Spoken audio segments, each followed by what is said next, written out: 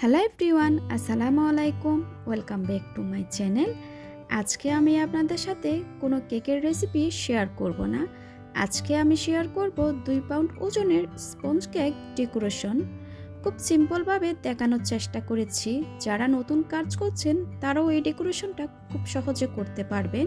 আশা করছি আমার আজকের এই ডেকোরেশন ভিডিওটা আপনাদের ভালো লাগবে, আপনাদের কিছুটা হলেও কাজে আসবে।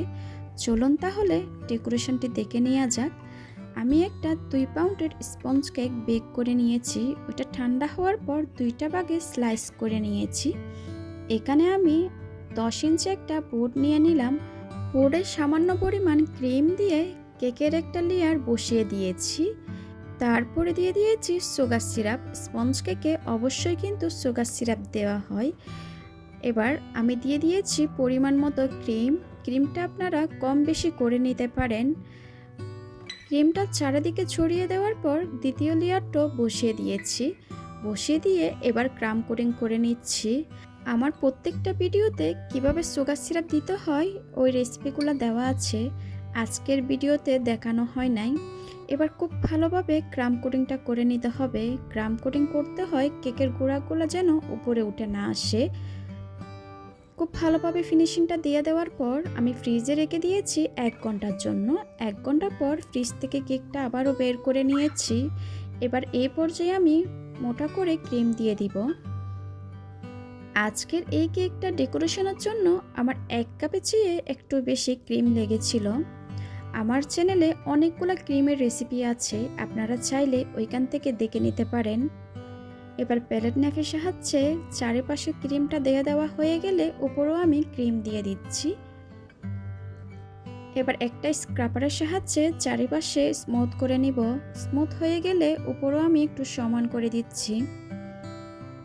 কেকটা আমি কালার করব, এজন্য কিছুটা ক্রিমে সবুজ ফুড কালার দিয়ে আমি কালার করে নিয়েছি। এবার চারিদিকে আমি প্যালেট নাইফের সাহায্যে কালারটা ছড়িয়ে দিচ্ছি।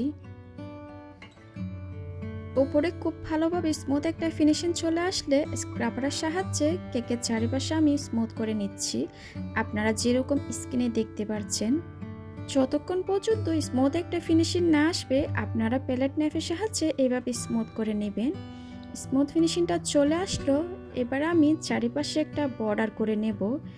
এই জন্য কিছুটা ক্রিমে 1 ফুড কালার মিশিয়ে হলুদ করে নিয়েছি। এবার টুটি নজল দিয়ে আমি ফুলগুলা একে একে তৈরি করে নিচ্ছি। এটা আসলে বলে বোঝানো যাবে না কিভাবে করা হচ্ছে, আপনারা একটু স্ক্রিনে দেখে বুঝে নিন কাজটা কিভাবে করা হচ্ছে। খুব সিম্পলভাবে করার চেষ্টা করেছি। এই ডিজাইনটা যে কেউ করতে পারবেন। আমার চ্যানেলে অনেকগুলা কেকের রেসিপি আছে, আপনারা চাইলে আপনাদের পছন্দ অনুযায়ী ওইখান থেকে দেখে নিতে পারেন। হলুদ ফুলগুলো দেওয়া হয়ে গেলে একটা ছোট নজল দিয়ে আমি পিঙ্ক কালার করে নিয়েছি কিছুটা ক্রিমে। এবার ছোট ছোট করে ফুল তৈরি করে নিচ্ছি।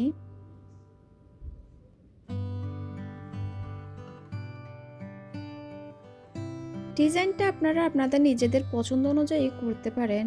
আমাকে কাস্টমারে যেভাবে বলেছিল আমি ওইভাবে করার চেষ্টা করেছি।